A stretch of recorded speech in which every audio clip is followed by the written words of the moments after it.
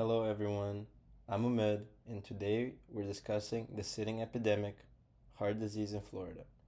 My research examines how sedentary behavior, the time we spend sitting or lying down with low energy, impacts heart disease mortality across our state. Coronary heart disease occurs when fatty deposits narrow the arteries, and, as we'll see, our daily habits play a massive role in this process. Heart disease is the leading cause of death in Florida. In 2022, our state's age-adjusted death rate for this condition was 88.8 per 100,000 people. Beyond the statistics, this is a major contributor to disability and rising healthcare costs for Floridians. While factors like age and family history cannot be changed, sedentary behavior is a modifiable risk factor we can actually address. When we look at the map, we see significant health disparities.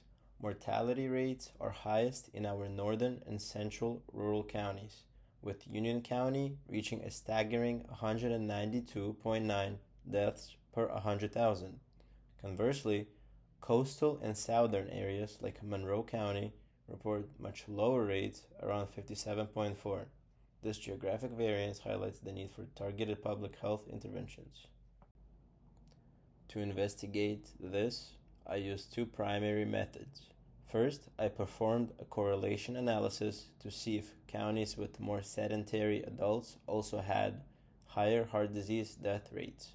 Second, I conducted a deep dive literature review of three major studies involving over 1.1 million total participants, providing a global evidence base for our local Florida data. The data revealed a clear trend. I found a statistically significant, moderate positive correlation value of R equals 0.426. Essentially, as the percentage of sedentary adults in Florida County increases, the heart disease mortality rate tends to rise right along with it. This confirms that the way we live in our local communities is directly tied to our cardiac outcomes. The most critical takeaway is what I call the 10-hour rule. Across all studies, sitting for more than 10 hours a day was the threshold where risk spiked. For general adults, this means 8% to 18% increase in risk of cardiovascular disease. Alarmingly, brief exercise at the end of the day might not fully offset the damage of 10 plus hours of sitting. So, what can we do? Clinically, providers should screen for sedentary time using fitness trackers. At work, we need to move toward standing desks or treadmill stations. Most importantly, we need to focus on activity breaks throughout the day rather than just a single workout session. On a larger scale, designing walkable cities can help us build movement back into our daily lives.